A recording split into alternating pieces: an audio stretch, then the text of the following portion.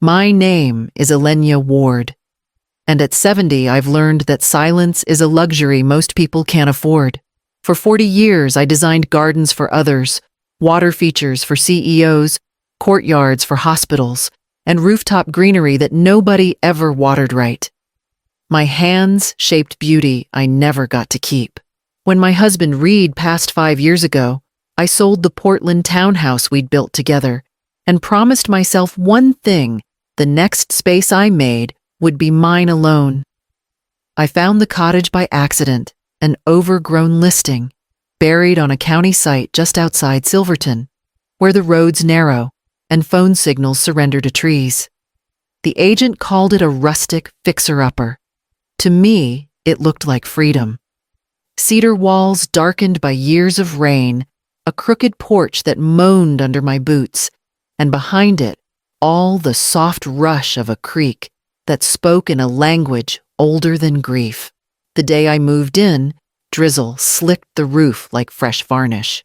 I remember unlocking the door, stepping inside, and breathing in that mix of moss dust and wood smoke, something honest, something uncurated. The first box I opened wasn't clothes or dishes, but my drafting tools. I lined them on the old table by the window, the one facing the forest. My new canvas was no longer paper, but the land itself. By sunset, I'd already started pruning the wild roses choking the porch railing. A heron glided over the creek, pale against the dim light. The air smelled of cedar and distant rain. For the first time in years, no one asked for revisions. No one filled the silence with apologies or schedules. Just the rhythmic tap of my pruning shears and the sigh of wind through fir branches. I spoke aloud to no one. Finally, a home that doesn't talk back. That night, I slept on the couch wrapped in a wool blanket, listening to the rain drum the roof like a heartbeat I didn't have to share. I dreamed of Reed, his hand steady on mine, the way he'd whisper, "Always build things that can outlive you." I think that's what this house was meant to be, a place that outlived the noise. Morning came with light, fractured through wet pine needles. I brewed coffee and watched steam rise through the kitchen window, the same window where I could already see the outline of my next project, a garden path winding down to the water. For weeks, no one called. No traffic, no obligations, only the hum of solitude. It was almost too quiet. Until one afternoon, while sketching the curve of a footbridge, my phone rang, a sharp, intrusive sound in all that stillness. The name on the screen was Damon, my son. I hesitated before answering, and that pause was long enough for the forest to remind me peace never lasts forever. The phone kept ringing its sound, slicing through the calm like a blade through silk. I wiped my hands on a towel, the scent of cedar oil still clinging to my fingers from polishing the kitchen shelves, and answered. Mom Damon's voice came quick and clipped. No greeting, no warmth, just the cadence of someone already in motion. "Hey, I didn't know if I'd catch you. You must be busy with, your trees." I smiled faintly.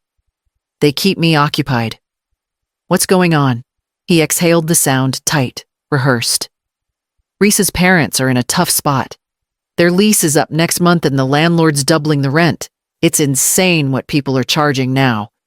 Anyway, they need somewhere quiet for a while, somewhere affordable." There was a pause too deliberate to be hesitation, too smooth to be guilt.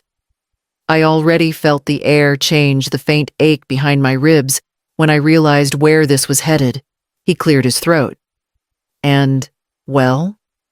Your cottage, it's perfect for them. Plenty of space, peaceful good air. You'd barely notice they were there." The words landed soft but heavy like snow before it breaks branches. "My cottage," I repeated slowly. "Yeah, Mom. Just until they figure things out. It's temporary. You'd be doing them a big favor." I moved to the window where the afternoon light stretched over the clearing. Outside, the forest shimmered under drizzle, every leaf trembling, but rooted. That's what I had wanted for myself, movement without displacement. Damon kept talking. "You always said family looks out for each other. Reese's parents are decent people. You'll love them. They're quiet. Artistic even. May paints. Clarence used to teach shop class. He was stacking justifications like bricks, sealing every exit I might take. Where would I go? Then I asked. What? Oh no, you'd stay there too, of course. I mean, the place is big enough. They'll just take the guest room, maybe use the den if needed. It's just practical. That word again, practical. Damon had used it when he sold Reed's old truck without asking me. When he convinced me to sign joint papers for the Portland sale.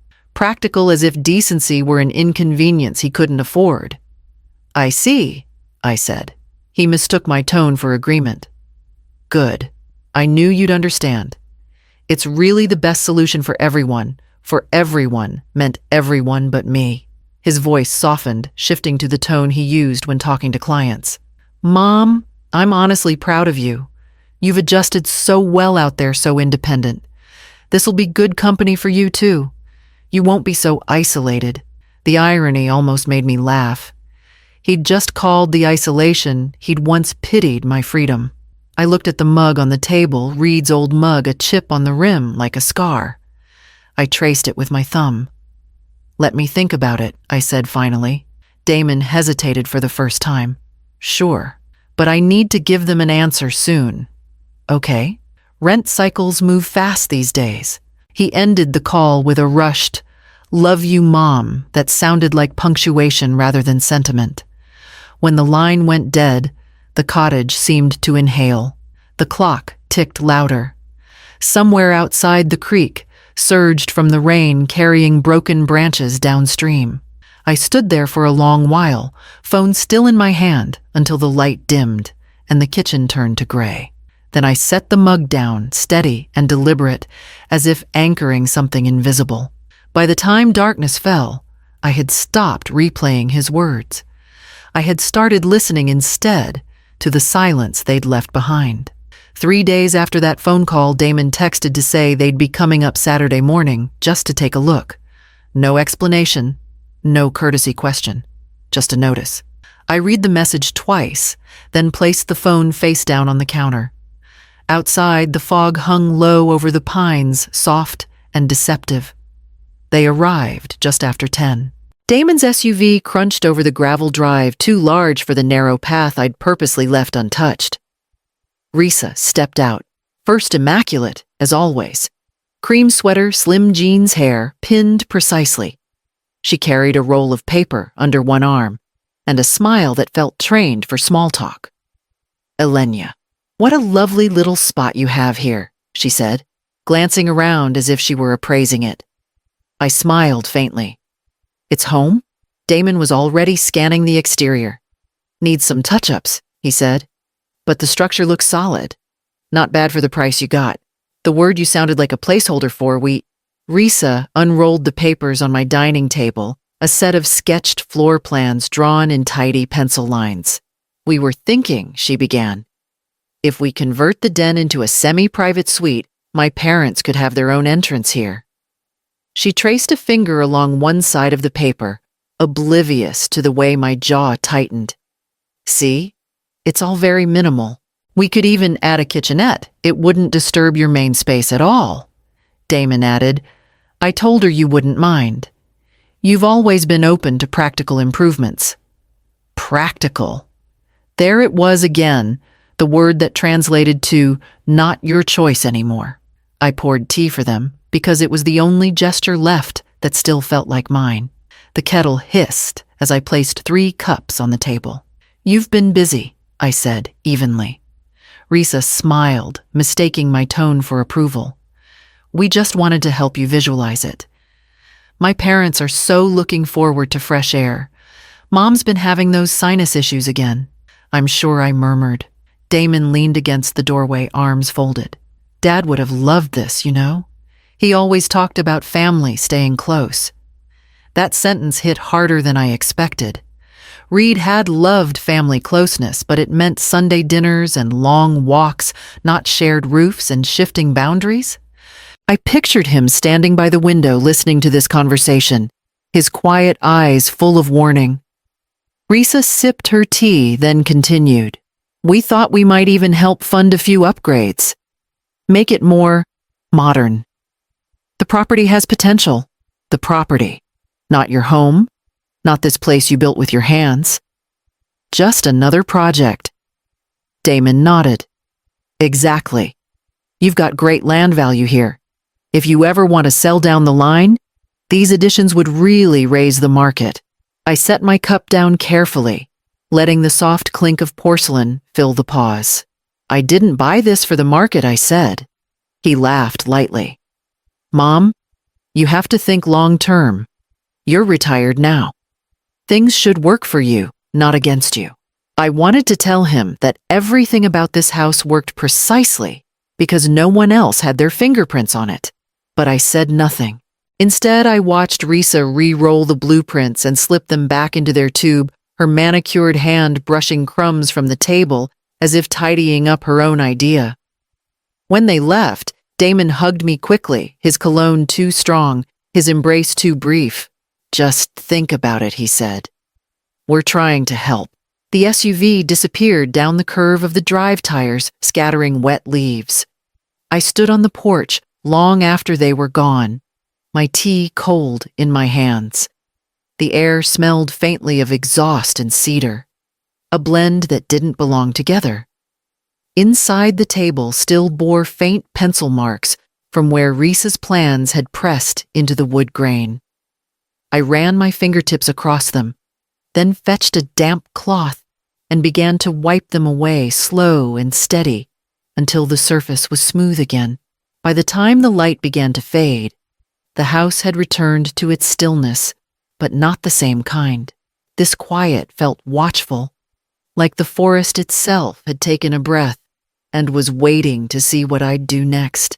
The call came 2 evenings later, just as dusk folded itself around the cottage.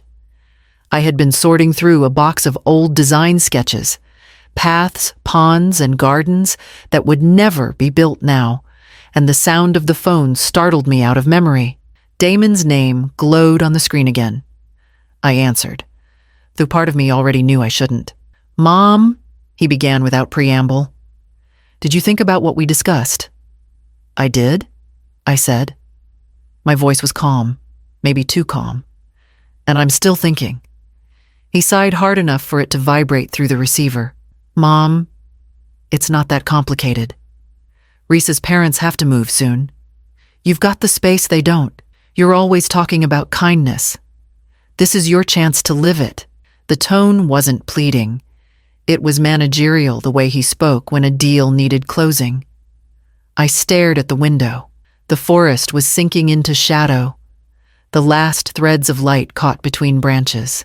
Kindness isn't the same as surrender, I said softly. Don't twist this, he snapped. We're talking about family. It's not like they're strangers. I let the silence stretch. Somewhere outside, a night bird called once low and distant. Mom, you can't seriously be making this difficult, he said, his patience thinning. They're good people. They'll stay out of your way. And if it's such a big deal to you. He paused, and I could almost hear him deciding to cross a line. If you don't like it, you can always come back to the city. The words landed cold and final. For a moment, I thought I'd misheard him. But no, his voice didn't waver, didn't soften. It wasn't a suggestion. It was an eviction wrapped in concern. I felt something shift inside me, then something small but irrevocable. A soundless click, like the moment a door locks from the inside. Damon, I said quietly, you're forgetting whose name is on the deed? He laughed, once sharp and humorless. Mom, come on. Don't make this about pride. It's a house, not a monument. Dad would have wanted you with people not hiding in the woods. I didn't remind him that Reed had built the habit of solitude in both of us, that silence was never loneliness, only breathing space. Instead, I said nothing. Mom, he prompted, are you there? Still, I didn't answer. My hand tightened around the phone until my knuckles ached. I listened to his impatience grow through the line, his sigh, his small muttered curse. Finally, he said, Fine. I'll handle it. You'll see it's for the best. The line clicked dead. For a long time I stayed there, the phone cooling in my palm.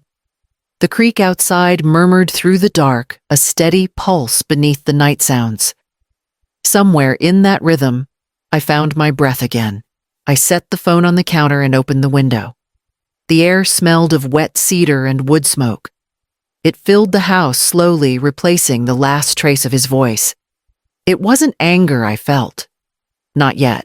It was something quieter, heavier, the beginning of calculation, the kind that doesn't need to shout to make itself known. The morning after Damon's call, I woke to the sound of rain pressing against the roof like a slow, steady heartbeat. The forest outside was blurred with mist, the kind that softens everything except the truth. I brewed my coffee and sat on the porch, wrapped in an old wool shawl, watching the creek below swell from the downpour. The air was heavy with the smell of wet pine and earth. I could hear the creek's rush deepen, pushing through branches, gathering strength without anger. It didn't rage or roar, it simply found new paths. I took my journal from the small table beside me and began to write. Boundaries aren't walls, I wrote. They're banks, the shape that keeps the current honest. The ink bled a little from the damp air. I let it. Some things need to run before they can settle. I thought of Damon's voice, so sure, so dismissive. He had always mistaken my quiet for weakness.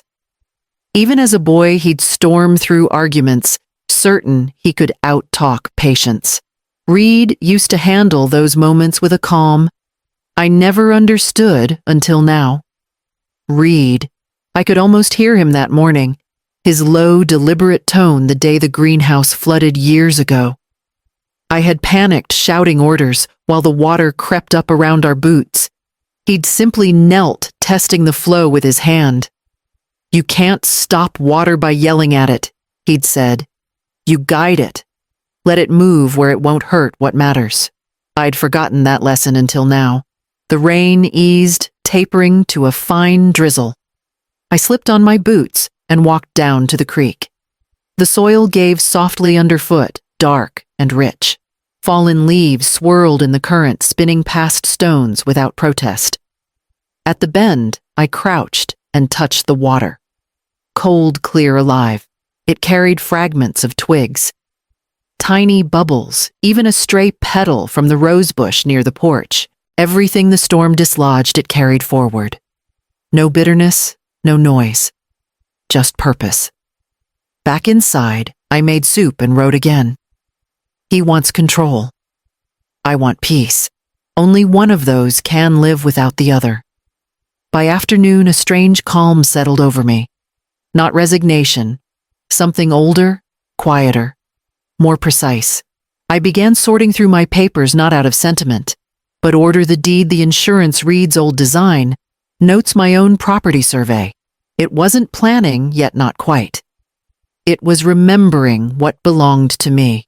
As the day dimmed, I lit the small lamp by the window. Its circle of light touched the framed photograph of Reed taken in our first garden in Portland. He was younger there, sleeves rolled up, sun in his eyes. I could almost hear him again. Guided Elenia. Don't fight what you can redirect. The creek murmured in response, outside, soft, constant, patient. I closed the journal and listened until the sound replaced thought entirely. Stillness wasn't surrender. It was the sound of power learning how to move. 2 mornings after the storm, I found the porch step had begun to give under my weight. The boards were warped from the rain, lifting just enough to catch a heel. I fetched my toolbox, but the screws were rusted, the wood soft. When I pried at one edge, the plank split clean through. I muttered under my breath, "Of course." A voice from the road startled me. "You'll make it worse with that pry bar." I turned to see a tall man in a faded denim jacket leaning against the fence. His beard was more silver than white, his face tanned and lined like wood grain. He raised a hand in a half wave. "Jonas Ellery. I live down past the old apple orchard. I saw your moving truck a while back. You're the landscape lady, right? I smiled a little. Used to be. Now I just trim what's already here. He stepped onto the porch, his boots heavy but sure. Mind if I take a look? I nodded, and he knelt, running his fingers along the crack in the plank. This one's gone soft all the way through, he said. Needs a new piece, not a patch. He straightened up, studying me for a moment. Got a spare board in the shed. 10 minutes later, we were working side by side. He measured sod and fitted the new plank. His movements slow and precise. I handed him nails, steadying the board as he hammered. The rhythm was almost musical, clean, certain. You do this often? I asked. He shrugged. Built houses most of my life. Lost mine, though. Long time ago. The hammer paused mid-swing. Signed a few papers I shouldn't have, he said quietly. Trusted someone who said they'd take care of the details. Bank got the land in the end. Took me too long to learn that silence isn't enough if it isn't written down. I looked at him, unsure if it was sympathy or recognition rising in my chest. I'm sorry, I said. He smiled faintly. Don't be. I still sleep fine. Got a cab and a truck that runs and a good radio. Sometimes losing what you built is the only way to learn what you meant to build. He finished the last nail, driving it in with 2 clean strikes. There, he said. Straightening. Solid. Should hold for years. The step was firm beneath my weight when I tried it. The sound it made, low and sure, felt like a promise. Jonas picked up his hammer and gave me a sideways glance. You're new out here. Folks think peace means keeping quiet, but sometimes silence works best when it has a signature attached. I blinked. That's an interesting way to put it. He chuckled. I've had time to think about it. Words don't matter if you can't prove them. Paper does. He tipped his cap. Anyway, if you ever need help with the roof, I've got the tools. I'm just a holler down the road. When he left, I stood there a while staring at the step he'd fixed. The boards no longer shifted. They held. His words did too, slipping under my skin like the sound of the hammer echoing in wood. Inside, I took out my journal and wrote just one line. Silence means nothing until it's signed. And for the first time, I knew exactly what I would do next. The next Monday, the morning fog was so thick it swallowed the road ahead, turning every turn into a guess. Jonas had given me a number the night before. Tessa March, real estate law, knows her stuff. Doesn't talk in riddles. Her office was tucked behind the feed store in Silverton, an old brick building with ivy climbing halfway up its windows. The sign on the door read, March and Heller Property Law and Mediation. Inside, it smelled faintly of lemon polish and paper. Tessa looked to be in her mid-40s, sharp eyes, dark hair, in a short practical cut. Her handshake was firm, her tone even. Jonas said you might stop by, she said. He mentioned you've got a property issue, or maybe a people issue. Both, I said. She smiled without judgment and gestured toward the chair across from her desk. Then let's start with the property. That's the easier kind. I told her everything. Damon's call, the blueprints. Risa's politeness sharpened into presumption. Tessa listened without interrupting her pen, moving only when I paused. When I finished, she leaned back and said, It's not uncommon. Family can be trickier than tenants. So first things first, your name alone is on the deed, yes. Good. That gives you full legal authority over who lives there. If anyone moves in without written consent, they're technically trespassing, even if related by blood. She flipped a few pages in a code book and turned it toward me, tapping the margin. Oregon law makes a clear distinction between guests and tenants. A guest has no rights of possession. A tenant does, but only if rent is paid, or if there's a written or implied agreement of residency. So if I never agree, they have no standing. She finished for me. But family has a way of muddying that line. Once they move in, even temporarily, they can claim implied consent. And then it becomes a civil nightmare. I felt the faint chill of what that meant. So how do I make sure that doesn't happen? Tessa folded her hands. You create a barrier stronger than an argument, a trust. A property trust in your name, the Ward Woodland Conservation Trust, for example. You'll still live there as the principal trustee, but the land's terms will prohibit any new residents unless explicitly approved in writing. No guest becomes permanent without your signature. No relative can claim cohabitation rights. The idea sank into me like steady rain into dry soil. Would that seem extreme only to those planning to overstep? Her tone softened. This isn't punishment. It's preservation. Think of it as fencing without hostility. She began outlining documents explaining each part in careful, simple language. We'll register it through the county clerk. Quiet filing, no public notice needed. You can even specify conservation language to make it sound civic rather than defensive. It'll look noble and feel final. I watched her write her pen, looping confidently across the page. The sound was crisp, efficient, the opposite of Damon's impatient voice on the phone. Once it's in effect, she continued, no one can change occupancy terms but you. Not your son, not future heirs, not even me without your consent. It's your home, Elenia. We're just giving it a spine. When she handed me the draft to review, the title gleamed in clean black ink across the top. The Ward Woodland Conservation Trust below it. My name steady singular. I traced the letters with one fingertip.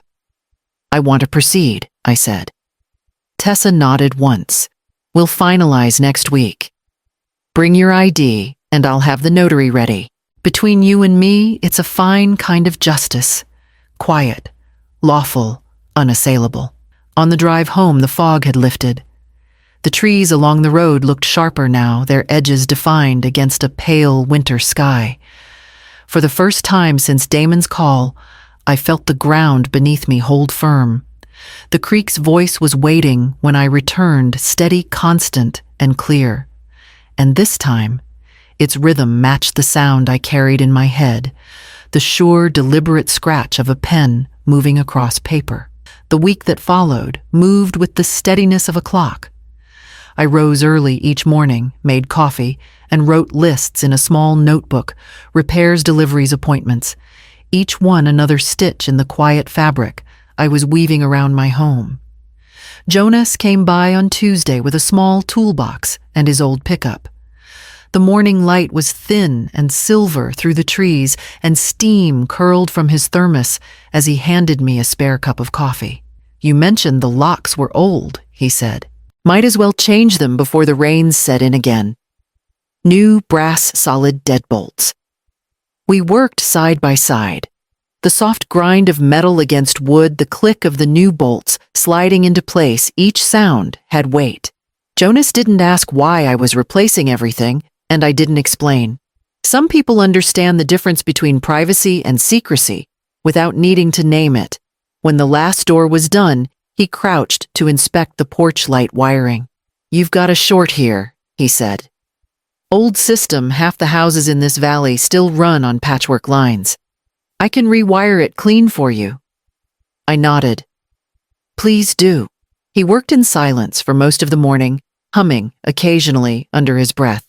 I baked while he worked the rhythmic movements of kneading, folding, dusting flour over dough. The cottage filled with the scent of yeast and warmth, and when he came in, wiping his hands, I sliced him a piece straight from the oven. He took a bite and grinned. Best trade I've made in a while. When he left, the house felt fortified, not in a defensive way, but as though it finally stood on its own terms. The locks gleamed faintly in the late light. The next day, I drove back to Silverton with the trust papers. Tessa greeted me with that calm efficiency I'd come to rely on. Her office was brighter this time, morning sun spilling across her desk. Everything's ready, she said, sliding a thin folder toward me. The notary will witness your signature, and I'll file it this afternoon. Once recorded, the Ward Woodland Conservation Trust takes effect immediately. The notary was a soft-spoken woman named Jean, her hands steady as she checked my ID and aligned the pages. The pen glided smoothly under my fingers, each stroke deliberate, anchored. When I finished, Tessa stamped the final sheet, the red seal sinking slightly into the paper grain. "Congratulations," she said. "Your home now answers only to you and to the land itself." I thanked her, tucked the folder into my leather satchel, and stepped outside. The air smelled of cold river wind and the faint sweetness of spring mud. My signature, still drying in ink, felt heavier than any argument I could have made aloud. Back at the cottage, I went online and ordered something simple. A small brass plaque engraved with 5 words. "Home by consent only." I chose a serif font, understated, elegant.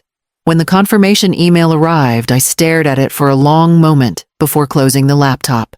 That evening, I cooked stew and baked another loaf of bread, not because I needed to, but because creation steadied me. The slow swirl of the spoon, the rise of the dough, it was the language I trusted most. I thought of Reed and how he used to watch me cook, saying the kitchen was my quiet engine. I hadn't realized until now how right he was. By nightfall, the house smelled of roasted herbs and warm flour. I opened the windows to let the scent drift into the forest, into the place that had become my truest witness. The creek ran full but calm, mirroring the steady rhythm inside me. The papers were signed. The locks changed, the foundation ready. Whatever came next would find not the woman Damon remembered, but the one I had rebuilt brick by breath, silence by will. The sound of tires on gravel woke me before sunrise. I had been up since 5 making coffee and slicing the last loaf of bread from yesterday. The brass plaque I'd ordered hadn't arrived yet, though I had cleared a space by the door where it would hang.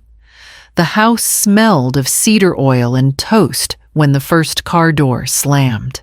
Through the window, I saw Damon's SUV followed by a white rental van. Risa stepped out first, clipboard in hand, the kind of readiness that announces itself. Behind her, a thin man in a brown cardigan. Clarence lifted the van's back door, and May, shorter and brisk, started giving directions before her shoes hit the ground. They didn't knock. The front door opened with the easy confidence of people who believed they belonged. Mother Ward May called brightly, her tone carrying the shine of forced politeness. "You've kept this place so cozy. It'll be perfect once we air it out." "Morning," I said, standing by the kitchen counter. "The air does fine on its own." Risa came in, her perfume too sweet for the room. "Mom, I hope it's okay we came early so they can get settled before the movers bring the rest. You'll see it won't be disruptive at all." "Settled," I repeated, tasting the word like metal on my tongue. Damon came in last. He looked tired, a shade paler than usual, avoiding my eyes. "It's just temporary," he said quietly, as though trying to convince himself. "They'll keep to their side of the house." "Their side?" He gestured vaguely toward the den. "We figured that could serve as their suite. Clarence brought tools, he can make the adjustments himself. No need to hire anyone." Clarence was already inside, measuring the windows with a tape measure, muttering something about insulation. "We'll need thicker curtains here. May doesn't sleep well with early light," he said. May smiled and started unpacking a box labeled Master Bedroom. Another box followed Kitchen Essentials. I watched as she placed her teapot beside mine, as if merging lives required nothing more than rearrangement. Risa was on the phone with the delivery team, pacing efficient. Damon stood beside her, his hands in his pockets, staring at the floorboards. "Coffee?" I asked, the words automatic. May accepted before anyone else could answer. "Oh yes, thank you. 2 sugars if you have them." Clarence takes his black. "We can restock groceries once we've seen where everything goes." I poured silently, watching the steam rise. The mug trembled slightly in my hand, though my voice didn't. "You've brought quite a lot for a short stay." Risa looked up from her phone. "It's just easier this way. Less back and forth." Less back and forth, such a small phrase for so large a trespass. Clarence clapped Damon on the shoulder. Fine place, son. Plenty of space, good light. Perfect for retirement, eh? Damon flinched a little. It's Mom's place, he said quickly, but May was already exploring her voice, floating down the hall. Lovely view from this room. We'll make it our reading nook. The word our echoed through the hallway like a hammer. I didn't argue. I didn't raise my voice. I only watched cataloging each box, each rearranged chair, each casual theft disguised as efficiency. When May asked where she should hang her coat, I pointed to the rack by the door, the same one where Reed's used to hang. She didn't notice the pause in my gesture. By late afternoon, the den was half transformed. The sofa pushed aside new bedding, spread out their belongings, stacked neatly against the wall. Risa checked off items from her list. Damon walked outside to take a call, his face tight with whatever version of guilt he still allowed himself. When the last van pulled away, the house no longer sounded like mine. The silence between their voices was different now, heavier, displaced. I stood by the window, my coffee cold, and watched the van disappear around the bend. Then I closed the door, turned the new brass lock Jonas had installed, and listened. The click was soft but sure. It was the only sound in the house that still belonged entirely to me. By the end of the first week, the house had developed a pulse that wasn't mine. Doors opened earlier, drawers closed harder. The rhythm of the cottage no longer in step with my breathing. I'd begun to notice it in small ways. My kitchen towels folded differently. The radio station changed to something tinny and loud. Even the smell of the air had altered. Cinnamon candles layered over cedar and bread. May ran the washing machine every morning. At first, I didn't mind small habits, I told myself. But one afternoon, a sour stench drifted from the backyard. The septic line had backed up a murky trail leaking toward the slope behind the house. I shut off the machine and stepped outside, covering my mouth. Clarence followed, frowning. "That pipe's too narrow," he said. "You can't run modern laundry on old country systems."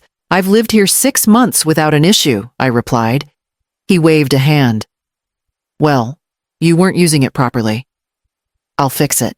Before I could stop him, he was knee-deep in tools, muttering about pressure valves and filter traps. I called Jonas instead. He came that evening, his expression calm, but eyes sharp as he examined the flooded patch.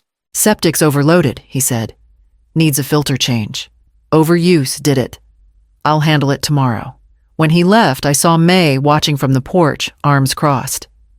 "You didn't have to call someone," she said. "Clarence knows what he's doing." "I prefer certified repairs," I said evenly. She smiled thinly. "Of course. You just seem nervous having company, that's all." That night I wrote the date and incident in my notebook: septic overflow. System stress due to daily cycle load. I numbered the page 1. 2 days later, Clarence began rearranging the living room while I was in town.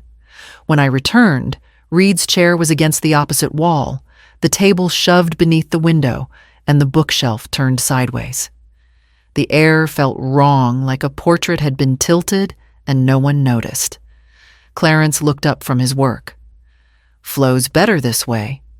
Room feels more open. Open for whom I asked." He chuckled. "Everyone. You'll see it's more welcoming." I walked past him, placing my hand on Reed's chair. The cushion still bore his shape, though the light hit it differently now. On the shelf where my husband's old mug once sat, there was a smear of brown dust. The mug lay in 2 pieces on the counter, the glaze cracked clean through. "Ah, that thing Clarence said. It slipped while I was moving your books. Didn't look worth much anyway." My throat tightened, but my voice stayed low. It was worth something to me. He didn't answer. He'd already turned back to his work. That night, the entry in my notebook was longer. Item 2. Unauthorized rearrangement of furnishings.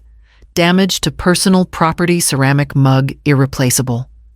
The next morning, Damon stopped by alone. He stood in the doorway like a visitor in a house he no longer recognized. "Mom," he said, "Risa told me you've been tense. They're trying to help you, you know. Maybe you just need time to adjust." I stared at him. Adjust to what? He shrugged. To change. They're just settling in. Give it a chance. Settling in, I repeated quietly. He smiled in that managerial way he'd perfected. I promise everything will even out soon. You worry too much. After he left, I went to the porch and sat for a long time, notebook open on my lap. I added the date and his words exact and unedited. They're just settling in. I underlined it twice. The creak ran below its steady rhythm, muffled beneath the new noise inside. I began counting how many doors opened without knocking, how many times someone said, "we," instead of "you." Each tally steadied me more than anger ever could. By dusk, I closed the notebook, its spine thick with intent. The house creaked softly in the evening chill, its own floorboards remembering the weight of those who walked over them too freely. The house smelled of lavender polish and fresh bread when Tessa arrived. She parked by the gate, stepping out of her car with a leather portfolio tucked under one arm. The morning air was cool and wet, the kind that made every sound ring sharper. May and Clarence were away in town, shopping for better curtains, and the quiet felt earned for once. Tessa smiled as she came in. "I thought we'd handle this here," she said. "It seems fitting." I poured her tea and set it on the table beside the stack of papers she carried. Jonas had dropped by earlier to replace a section of the fence, and I could still smell the faint tang of sawdust in the air. It mixed with the scent of rising dough, grounding everything in something tangible. Tessa opened the folder. "Here it is. Finalized, notarized, and ready for your signature." The top page bore the title I had chosen myself, the Ward Woodland Conservation Trust.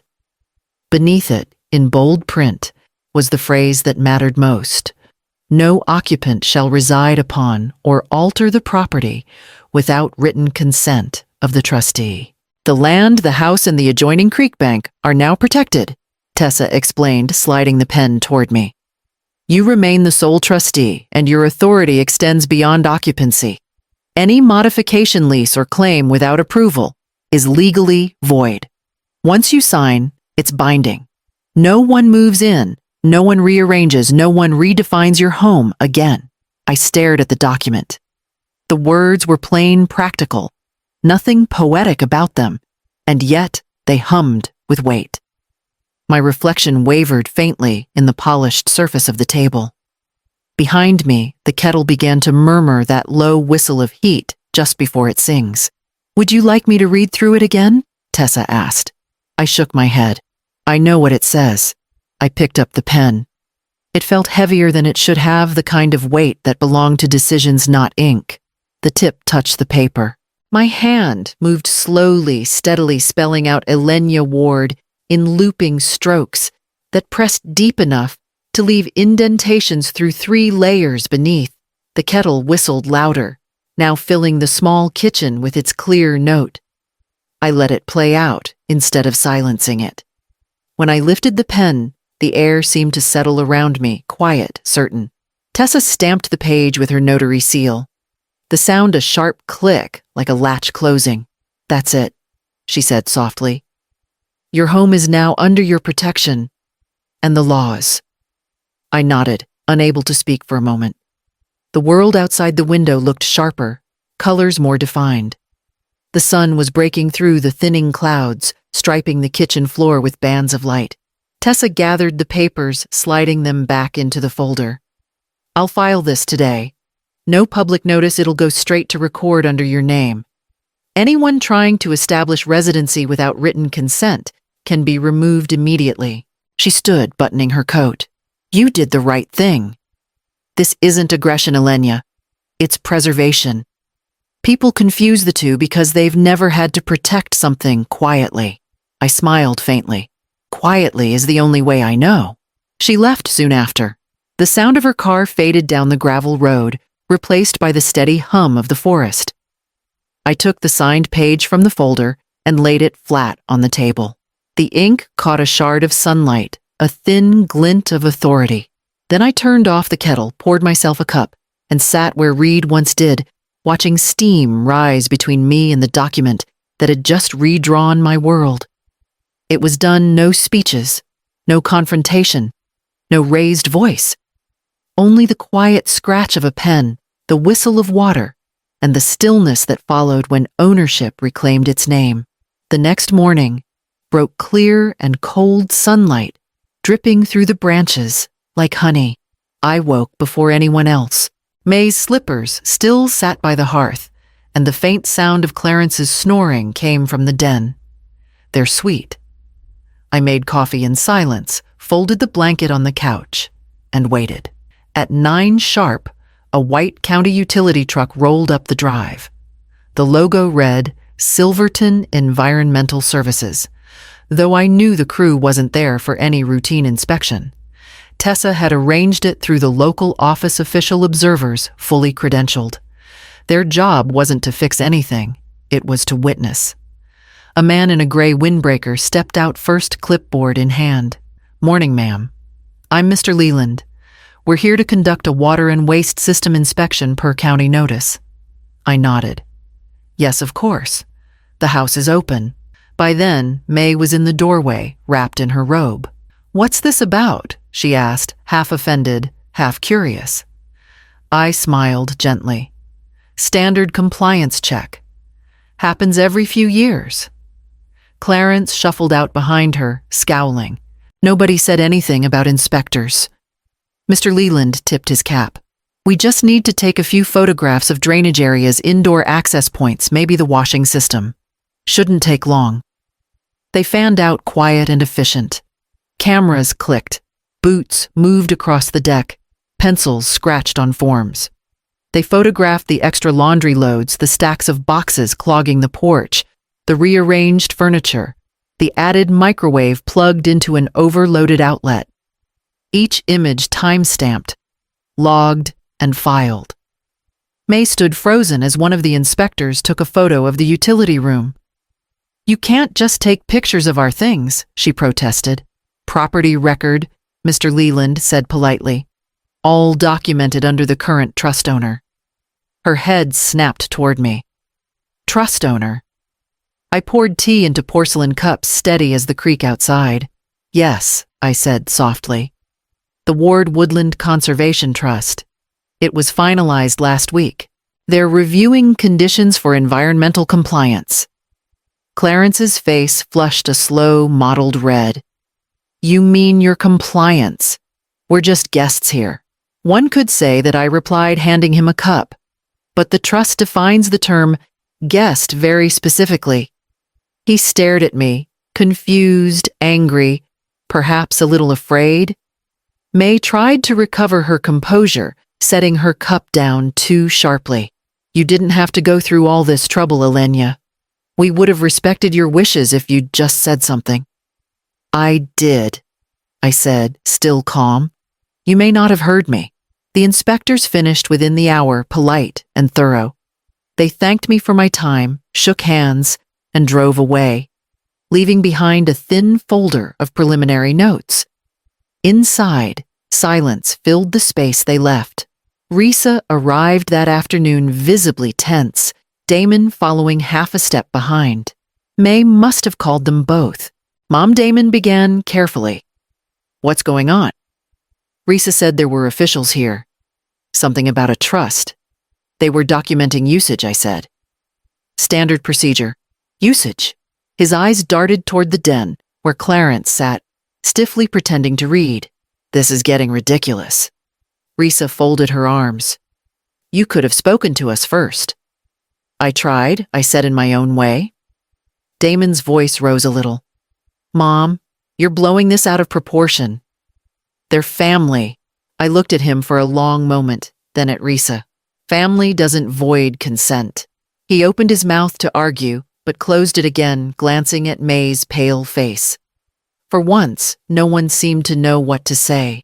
The next morning, A black SUV from the county sheriff's office pulled into the drive. The deputy stepped out, a courteous man with calm eyes and a folder under his arm. He tipped his hat. "Morning, Ms. Ward. I have a delivery for you and for your occupants. Notice of trespass and violation of trust conditions, per record, filed with Silverton County." He handed me 2 sealed envelopes, then turned to the porch, where May stood, clutching her robe.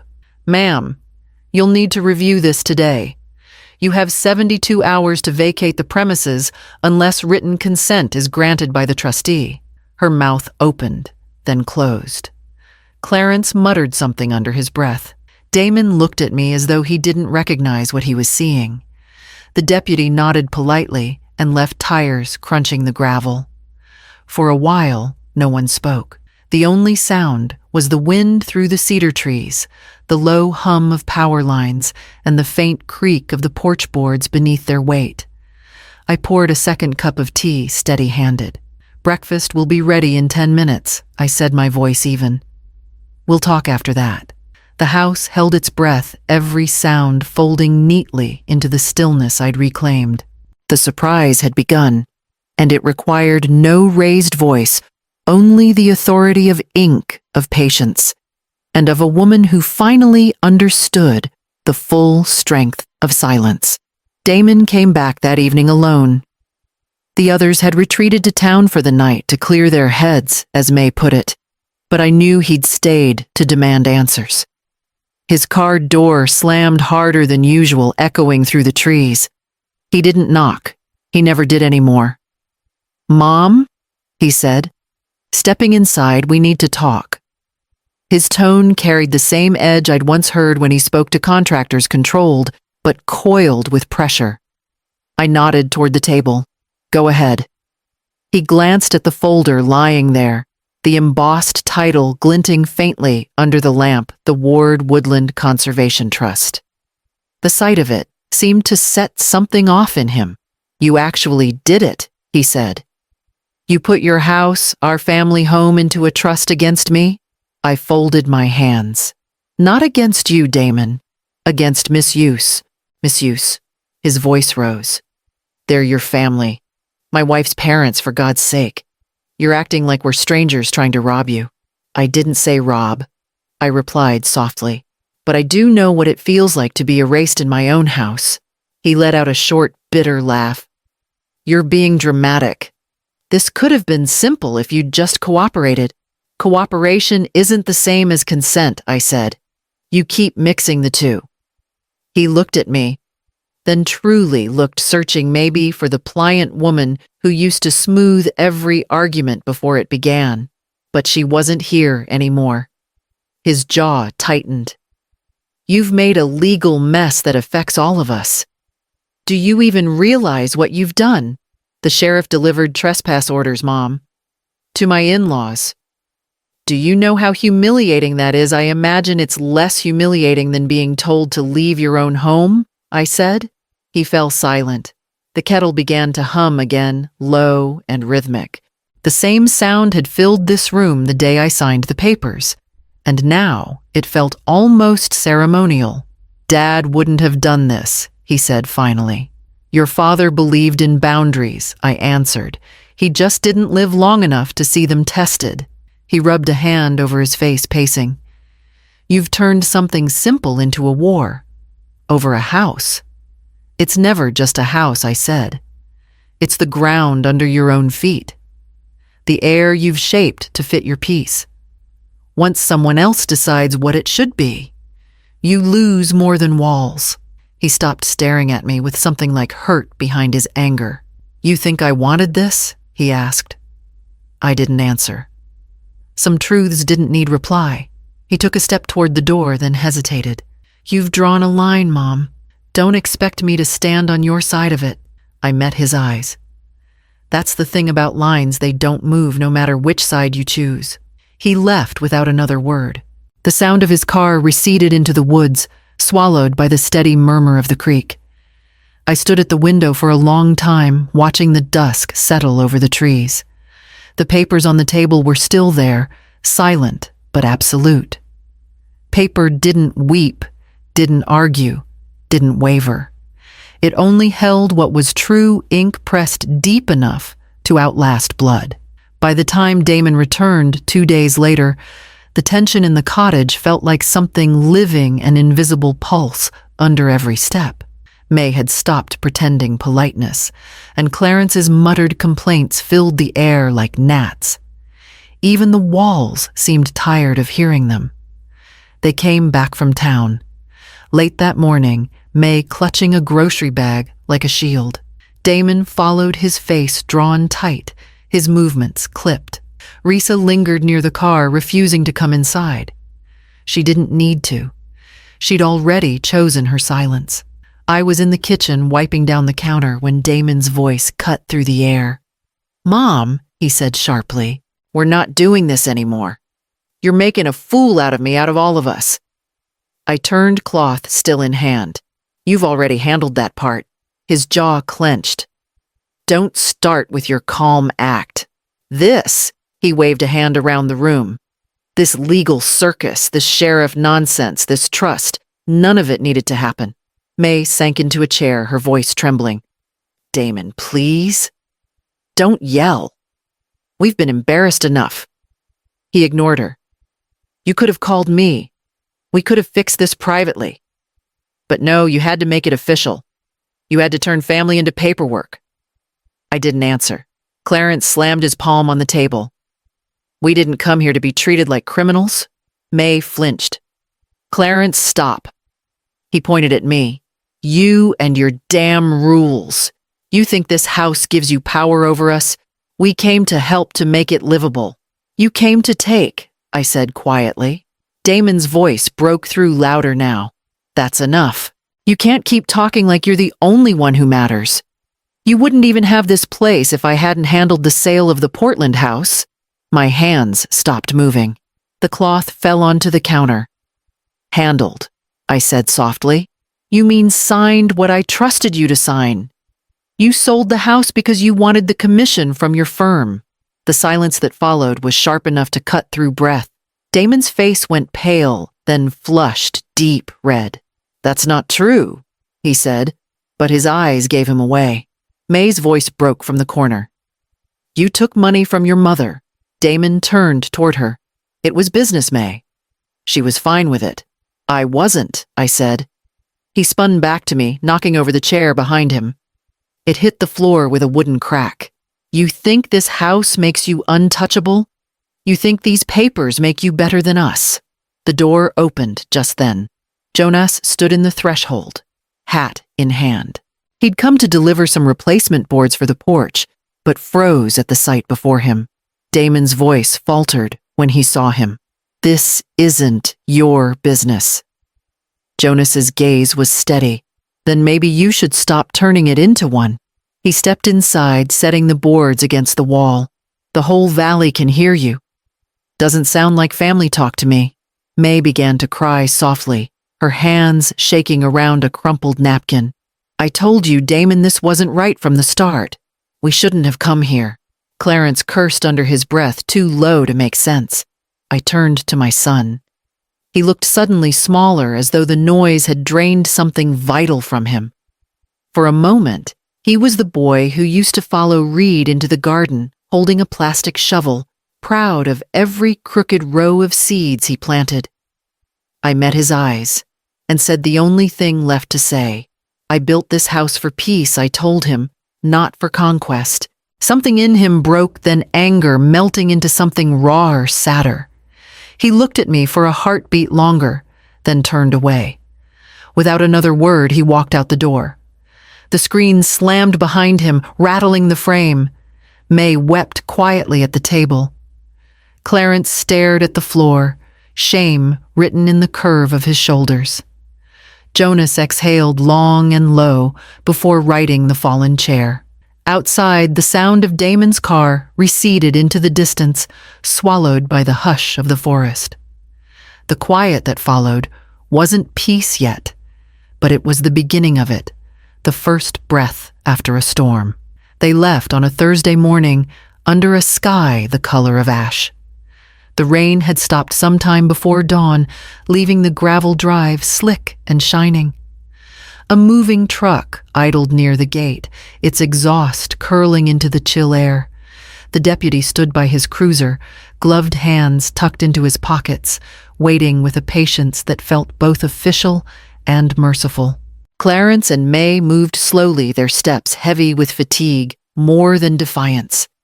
The boxes that had arrived labeled master bedroom were now sealed again, the tape uneven and rushed. May's eyes were red from crying, though she tried to keep her chin high. Clarence kept muttering under his breath, his pride still clinging to the fragments of the life they had imagined here. Risa arrived in another car, her coat buttoned too tight, her lips pressed together in a line that wasn't quite apology. She didn't greet me. Instead, she walked straight to her parents, helping May with the smaller boxes and pretending not to see me standing in the doorway. Jonas was already there, fixing the doorframe Damon had slammed 2 days before. His movements were quiet, methodical. The rhythmic tap of his hammer was the only sound that cut through the otherwise tense stillness. The deputy cleared his throat softly. "Ms. Ward, once they're packed, I'll escort them to the turnoff. No trouble expected." "I'm sure I said." He nodded once and stepped back to give space. May turned toward me, then hesitating at the bottom of the porch steps. "I didn't mean for it to get this way," she said, her voice small. "We thought we were helping." I studied her face, creased with exhaustion, streaked faintly with guilt. "I believe you," I said. "But help doesn't take root when it ignores what's already growing." She looked down her fingers, tightening around the handle of her suitcase. Clarence didn't say anything. He only loaded the last box and wiped his palms on his jeans. When the truck door shut, the sound echoed against the trees.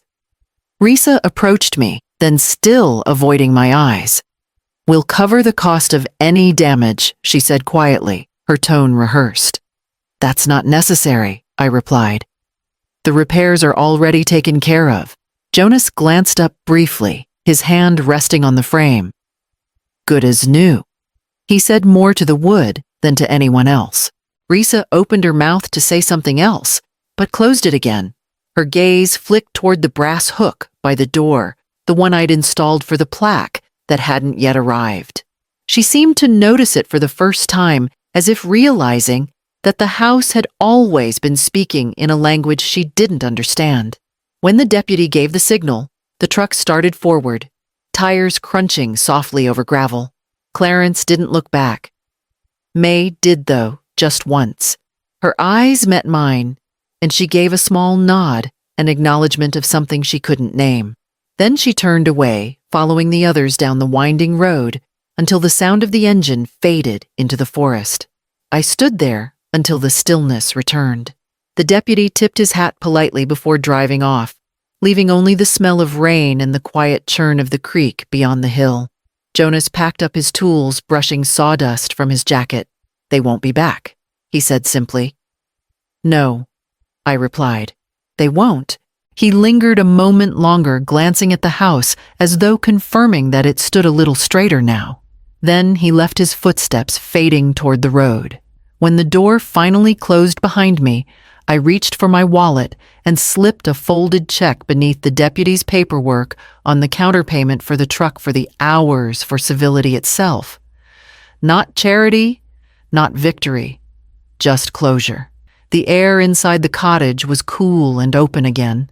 I walked to the window, and for the first time in weeks, the reflection staring back at me was mine alone.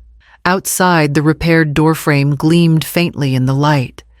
The grain smooth beneath the morning sun, a quiet line drawn firm but kind. The brass plaque arrived on a Friday morning wrapped in brown paper and twine. The engraving gleamed even through the wrapping, the letters cut deep and sure. Home by consent only. I ran my thumb over the surface, tracing the grooves until they caught the light. Jonas came by that afternoon with a drill and a smile that said he already knew what the package was. So he said, tilting his head toward the wall beside the front door, "You decided where to put it."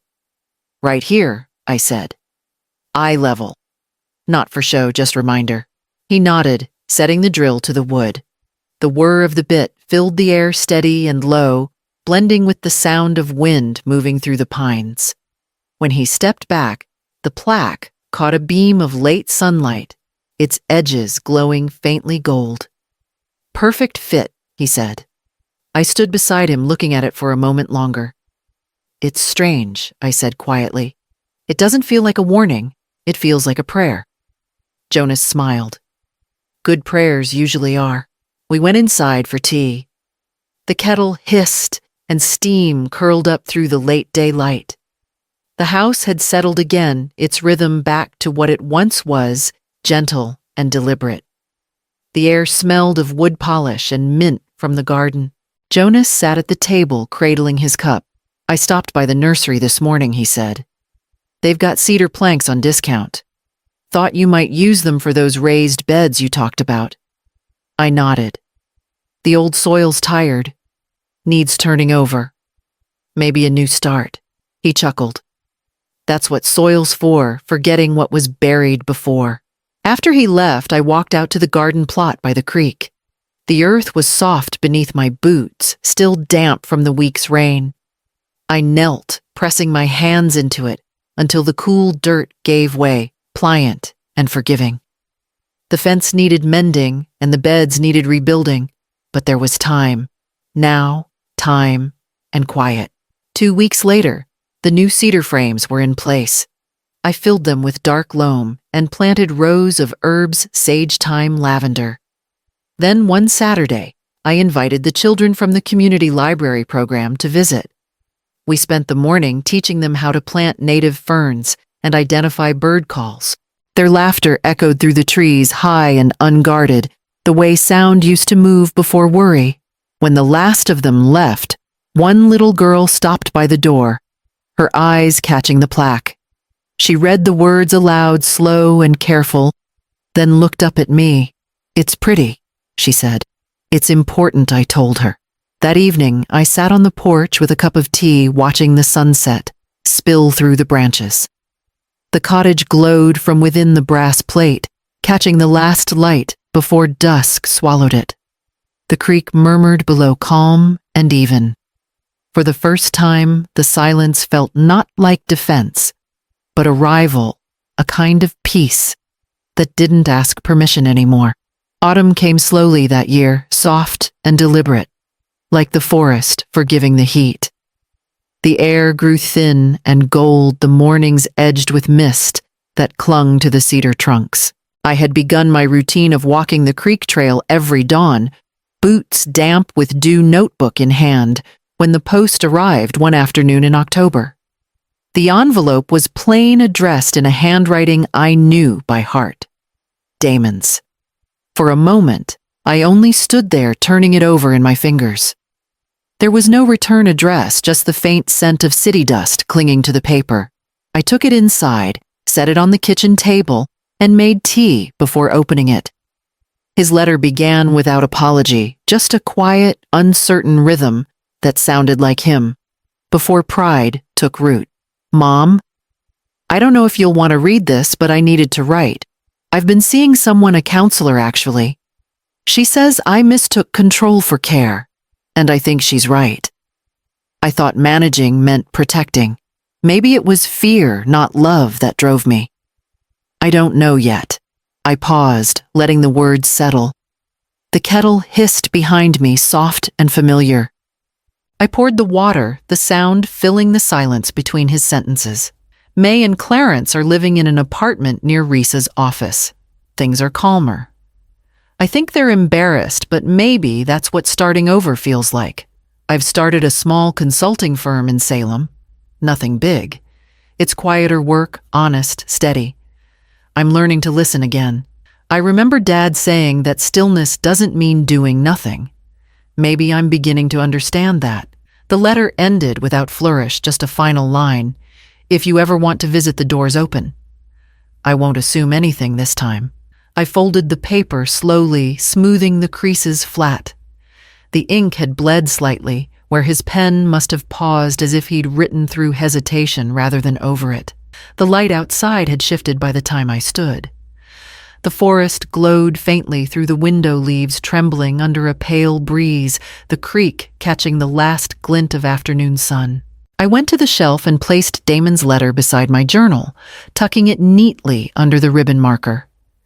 The pages of the journal were nearly full now.